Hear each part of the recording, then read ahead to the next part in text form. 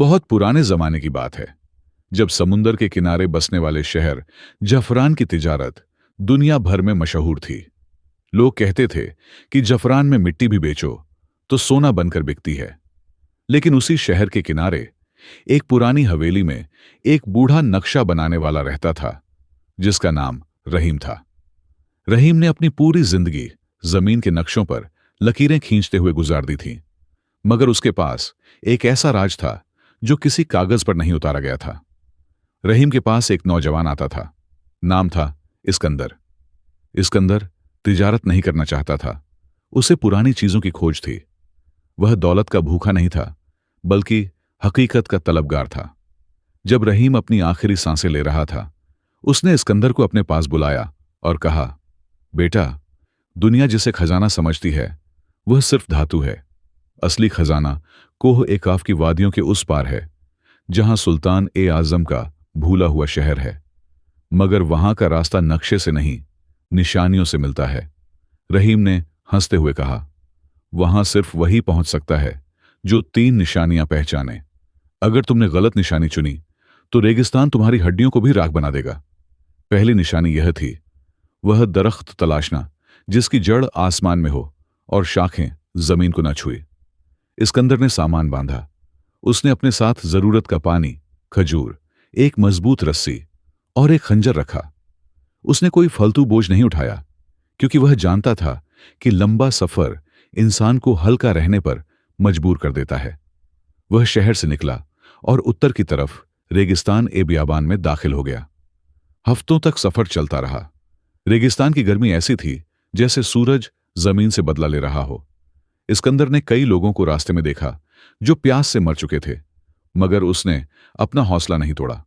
वह हर दरख्त को गौर से देखता।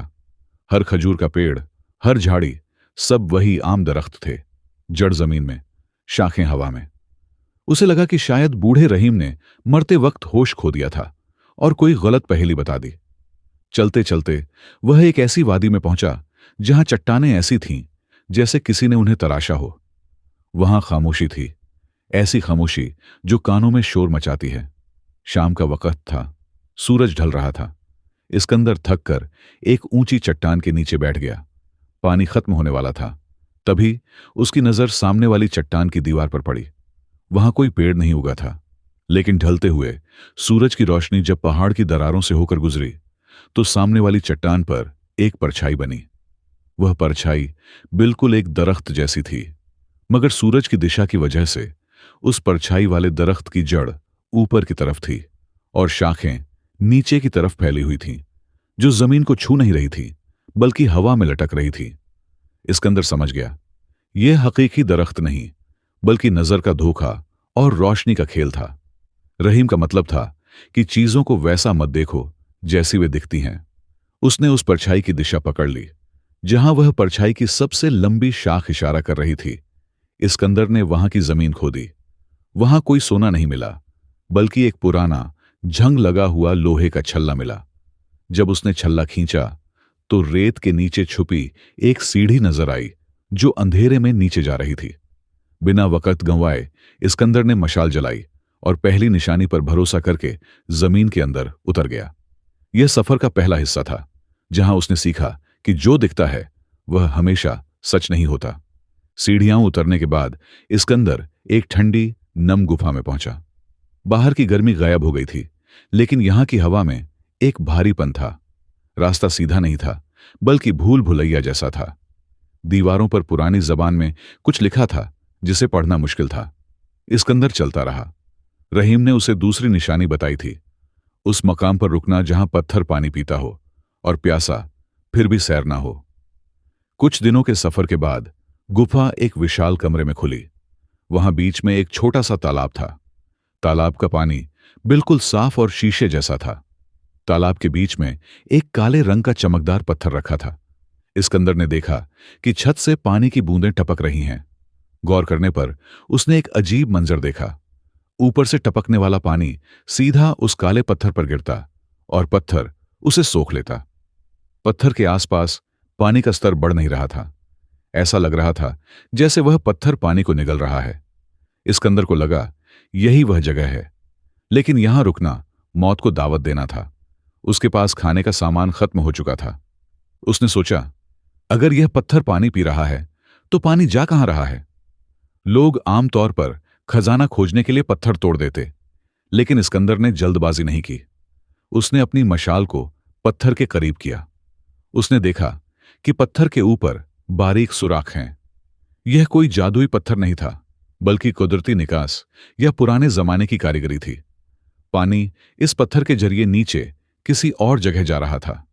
यहां इस्कंदर के सामने दो रास्ते थे। एक रास्ता तालाब के दाईं तरफ जा रहा था, जो खुला और आसान दिख रहा था। दूसरा रास्ता उस पत्थर के नीचे था, जिसे पानी ने छुपा रखा था। अगर वह आसान रास्ते पर जाता तो शायद भटक जाता। उसने दूसरी निशानी पर यकीन किया। पत्थर जो पानी पीता है। उसने अपनी सांस रोकी और तालाब में छलांग लगा दी। उसने उस काले पत्थर को अपनी ताकत से धक्का दिया।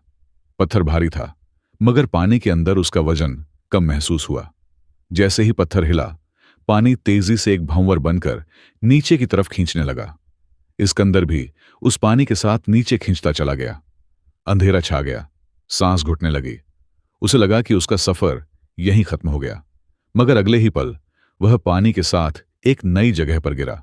यह एक और बड़ा घर था, मगर यहां सूरज की रोशनी ऊपर बनी दरारों से आ रही थी।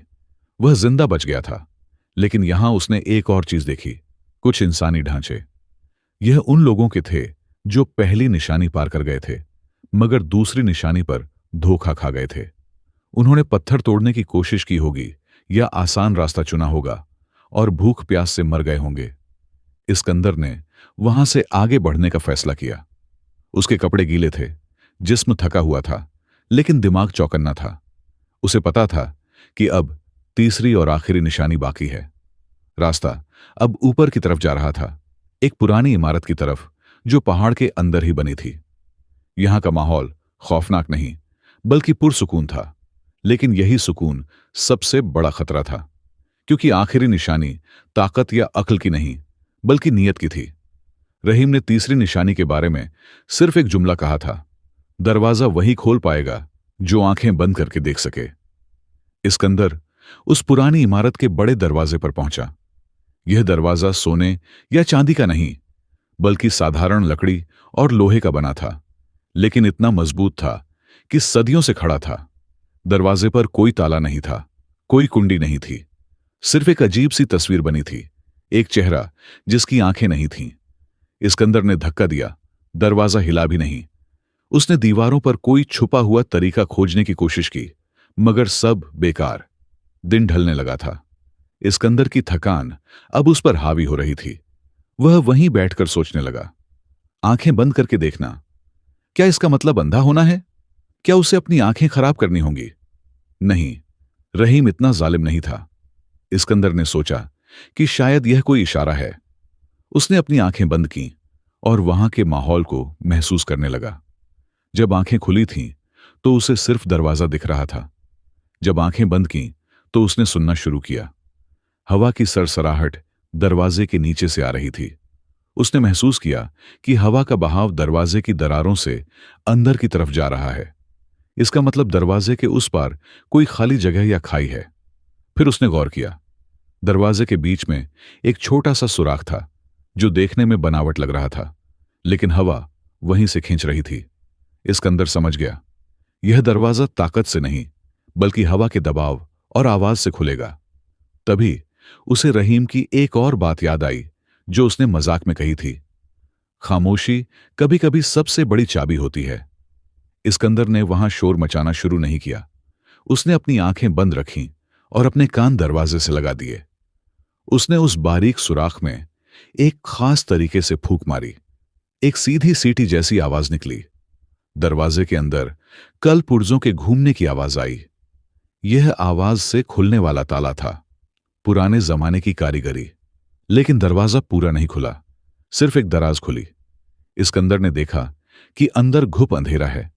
शर्त यह थी कि आंखें बंद करके देख सके। अगर वह मशाल लेकर अंदर जाता तो शायद कुछ गलत हो जाता। उसने मशाल बुझा दी। पूरा अंधेरा हो गया। अब वह सिर्फ अपने हाथ और पैरों के एहसास पर आगे बढ़ा। अंधेरे में चलते हुए उसने महसूस किया कि फर्श पर टाइलें हैं जो दबती हैं। अगर वह देखकर चलता तो शायद उन टाइलों पर पैर रखता जो साफ दिख रही थीं। लेकिन अंधेरे में उसने दीवार का सहारा लिया और किनारे किनारे चला। थोड़ी दूर चलने के बाद कमरा रोशन हो गया।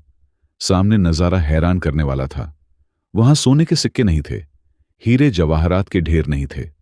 कमरे के बीच में एक शीशा रखा था और उसके पास एक पुरानी किताब रखी थी, और उसके पीछे पानी की एक नहर बह रही थी जो रेगिस्तान के नीचे से आ रही थी। असली खजाना वह नहर थी, वह पानी का स्रोत था जो इस सूखे रेगिस्तान को दोबारा झफरान बना सकता था। और वह किताब, उसमें पुराने जमाने की खेतीबाड़ी और दवाओं का इल्म था। वहां एक छोटी सी तख्ती पर लिखा था, सोना तो चोर ले जा सकते हैं, मगर इल्म और पानी वह खजाना है जो बांटने से बढ़ता है। इस्कंदर को समझ आ गया, सुल्तान ए आजम ने अपने शहर को बचाने के लिए सोना नहीं बल्कि जिंदगी बचाई थी। इस्कंदर ने वहां से थोड़ा सा सोना उठाया ताकि वह वापस जा सके, लेकिन असली दौलत वह नक्शा था जो उसने उस नहर का बनाया।